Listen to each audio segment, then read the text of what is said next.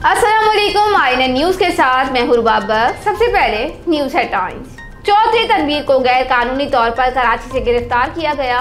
मुस्लिम league नून की नायब सदर मरीम नवाज ने अपने रद्द अमल में कहा कि चौधरी तनवीर को गैर कानूनी तौर पर कराची से गिरफ्तार किया गया। हफ्ते के रोज अपने ट्वीट पैगाम में उन्होंने कहा कि चौधरी तनवीर को बगैर ट्रांसिट जमानत के लाहौर लाया गया। चौधरी तनवीर दिल के मरीज हैं, अहले खाना को अद्वियात तक देने की इजाज़त नहीं दी गई। कराची टेस्ट ऑस्ट्रेलियाई बल्लेबाज पाकिस्तानी बॉलर के सामने डट गए। 3 विकेट पर 251 रन बना लिए गए। कराची टेस्ट के पहले रोज ऑस्ट्रेलियाई बल्लेबाज पाकिस्तानी बॉलर के सामने डट गए। मेहमान टीम ने 3 विकेटों पर 251 रन बना लिए। ऑस्ट्रेलियन टीम ने टॉस जीतकर पहले बैटिंग का फैसला किया, जो इसके लिए सूदमंद साबित हुआ। पहले रोज उस्मान ख्वाजा और डेविड वार्नर ने टीम को 82 रन का अच्छा आगाज फराहम किया। डेविड वार्नर 36 रन बनाकर आउट हुए।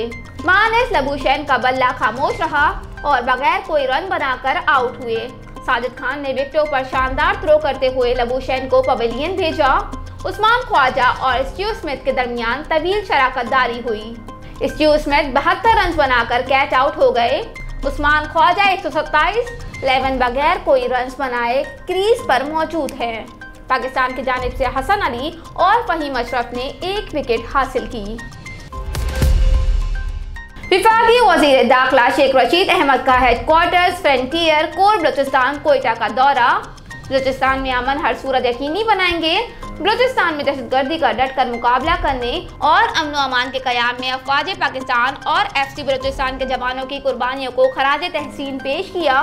विफाकी वज़ीर दाखिला शेख रशीद अहमद ने हेडक्वार्टर्स फ्रंटियर कोर बलूचिस्तान का दौरा किया, जहां उन्होंने IGFC Balochistan major general Mohammad Yusuf Majuka से मुलाकात की। हेडक्वार्टर फ्रंटियर कोर पहुंचने पर विफाकी वज़ीर ने यादगार शोहदा पर फूलों की चादर चढ़ाई और दुआ की। विफाकी वज़ीर की फ्रंटियर कोर बलूचिस्तान की ऑपरेशनल तैयारियां, सरहदों की निगरानी, बलूचिस्तान भर और बिलखसूस कोयटा में अमन व अमान की सूरत हाल पर तफसीली ब्रीफिंग दी गई।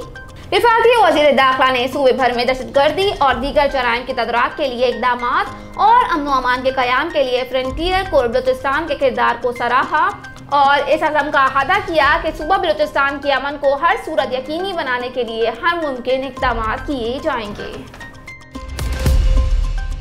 गुलबर्ग पुलिस का दरबार सुल्तानी ब्लॉक 4 FB एरिया पर स्ट्रीट क्रिमिनल्स के साथ मुकाबला। 2 तरफा फायरिंग के नतीजे में 2 डाकू जख्मी हालत में, जबकि 2 मजीद डाकू ताक़ुब के बाद गिरफ्तार हुए। जख्मी मुल्जिमान की शनाख्त अयान उर्फ अदनान वल अब्दुर्रहमान और अकबर अली वल अकरम हुसैन के नामों से हुई, जबकि 2 मजीद गिरफ्तार मुल्जिमान की शनाख्त रिजवान वल अब्दुर्रहमान और उसामा वल मोहम्मद नासिर के नामों से हुई। गिरफ्तार मुल्जिमान के कब्जे से 4 अदद TT पिस्टल, 30 बोल लोड मैगजीन, 5 अदद मोबाइल फोन और 1 मोटरसाइकिल बरामद हुई। पुलिस ने दौरान गश्त मोटरसाइकिल पर सवार अशखास को रुकने का इशारा किया था। मुल्जिमान रुकने के बजाय पुलिस पर फायरिंग करते हुए फरार होने लगे।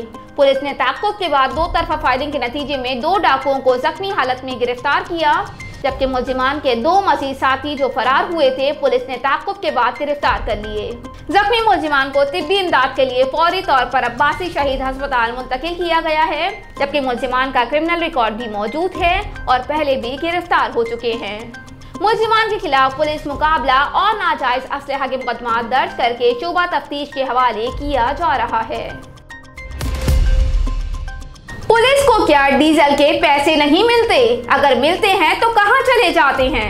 औरंगजेब टाउन सेक्टर 11 के शादी हॉल की वीडियो सोशल मीडिया पर वायरल हो गई। पुलिस एहलकार शादी हॉल देर तक खुला रखने के लिए रिश्वत मांग रहा है। वीडियो में एहलकार ने पुलिस डिपार्टमेंट से डीजल न मिलने का इंकशाफ किया है। एहलकार का दावा है कि पुलिस मोबाइल में काम है और गिराज में खड़ी है। कोई भी सरकारी काम हो करना हमें ही पड़ता है, हमें डीजल तक नहीं देते हैं। रोज का 700-800 का डीजल हम लोग डाल रहे होते हैं। सिर्फ सरकारी नाम है, कर हम लोग रहे होते हैं। एहलकार का वीडियो में दावा, हमारे पास 2 हॉल हैं और 3 मोबाइलें हैं। अगर हम बंद करवाने के लिए आते हैं तो डायरेक्ट लाइट वाइट सब ऑफ करवाते, बंद करवाते। अभी तो रखें ना, उधर टाइम लगा हुआ 10 बजे, हर जगह 10 बजे का बैनर लगा हुआ। फिर भी जो है ना, हम ख्याल भी होते हैं। जब भी तो आए हूँ आपके पास।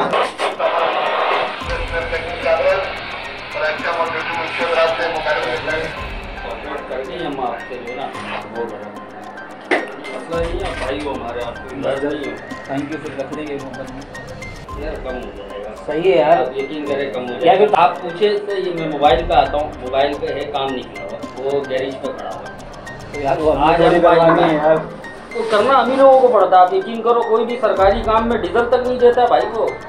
रोज का डीजल हम लोग डाल रहे होते 700-800 रुपये, सरकारी सिर्फ वो नाम है, सरकारी कर रहे हम लोग खुद होते हैं।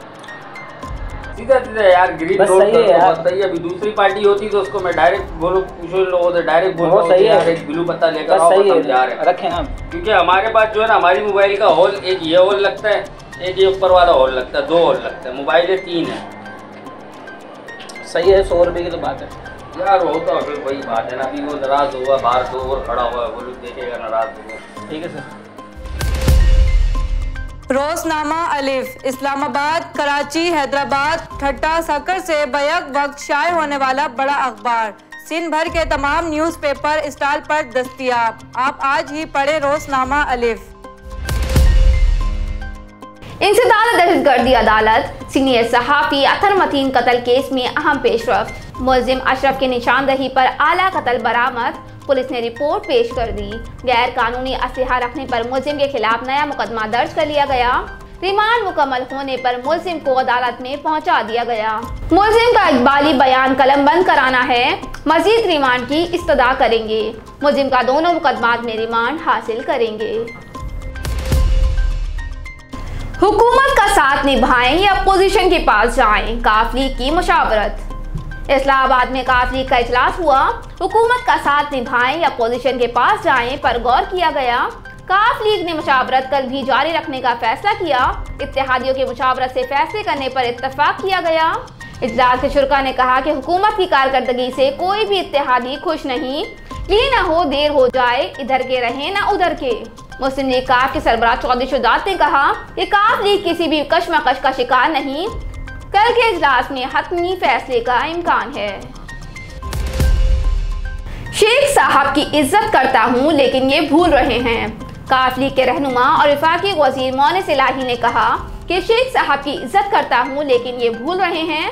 वफाकी वजीर मोनिस इलाही ने ट्वीट में वफाकी वजीर दाखिला शेख रशीद अहमद को जवाब देते हुए कहा, ये ऐसी जमात के लीडरों के बुजुर्गों से दौरे तालिब इल्मी में पैसे लिया करते थे,